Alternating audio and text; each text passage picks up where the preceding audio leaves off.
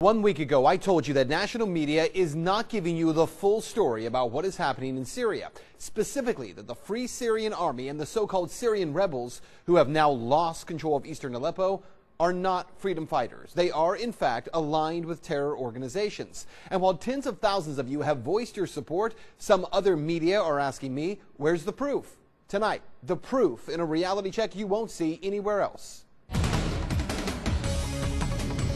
Well, as I told you, national media has framed the fight in Syria and for Aleppo as anti-Assad rebels against Syrian President Bashar al-Assad. What they do not say is that throughout Syria, there are really only two groups fighting against Assad, ISIS and al-Qaeda.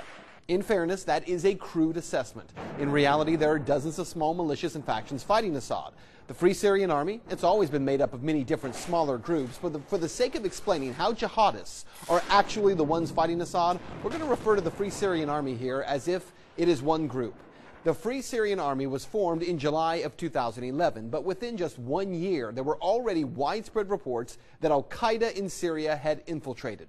In 2012, I became the first reporter to question President Obama directly about the U.S. arming a group that had members of al-Qaeda. There's some concern about the U.S. funding the Syrian opposition when there are a lot of reports that al-Qaeda is kind of heading up that opposition. How do you justify the two? Well, I share that concern, and so what we've done is to say we will provide non-lethal assistance to Syrian opposition leadership that are committed to a political transition, committed to an observance of human rights. Well, while there were non-jihadist rebels in the original Free Syrian Army, they did not last long. 1 year later, in 2013, the CIA began delivering weapons to those Syrian rebels. The shipments began streaming into the country over the past 2 weeks, along with separate deliveries by the State Department of vehicles and other gear. A flow of material that marks a major escalation of the U.S. role in Syria's civil war. That was the Washington Post in 2013. But things only got worse because while the weapons were flowing in, well, so were jihadists.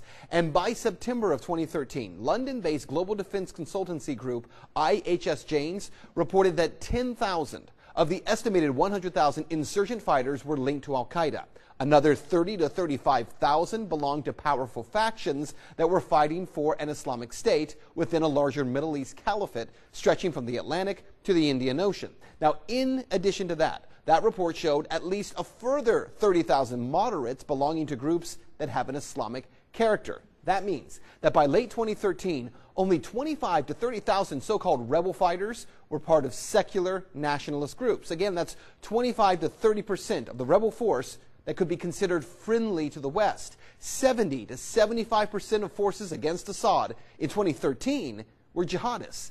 But that didn't stop the U.S. from sending funding and sending weapons. And with some members of Congress, like Senator Rand Paul, insisting that these rebels were jihadists, by 2015, the U.S. committed $500 million to find and train moderate rebels. Instead, by September, a major blow, 3,000 of the few remaining FSA fighters, they defected from the organization. They proclaimed their allegiance to ISIS. Those fighters belong to multiple brigades that form the conglomeration of the FSA. Also in 2015, the Pentagon publicly admitted that an additional 70 U.S.-trained Syrian rebels surrendered a weapons stockpile to al-Nusra.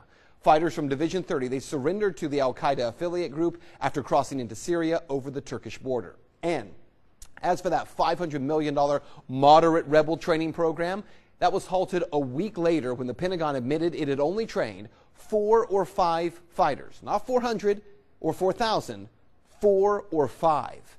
And it was in 2015 when the International Business Times reported that the moderate movement in Syria could be officially considered dead as of last week when the last U.S.-backed rebel faction disbanded its members, joining extremist groups such as the Nusra Front, the al-Qaeda offshoot in the country. Some of the men joined a group called the Levant Front, a coalition of rebel militias that also have ties to al-Qaeda. And again, that was 2015, and yet, through 2016, weapons and funding from the West continued. In September of this year, 2016, the U.S. delivered 3,000 tons of weapons and ammo to fighters in Syria, including rocket launchers and anti-tank guided weapon systems. So what you need to know, it is a fact that since 2012, those so-called moderate rebels in Syria have been absorbed into al-Qaeda groups or pledged allegiance to ISIS. And for the past year, the moderates, they have been gone. So when media only calls these groups freedom fighters, and yet these fighters have pledged themselves to Al-Qaeda and to ISIS, then no, make no mistake, they are not looking to make Syria free. They are looking to enslave it, as they have in so many other places. That's Reality Check. Let's talk about that on Twitter.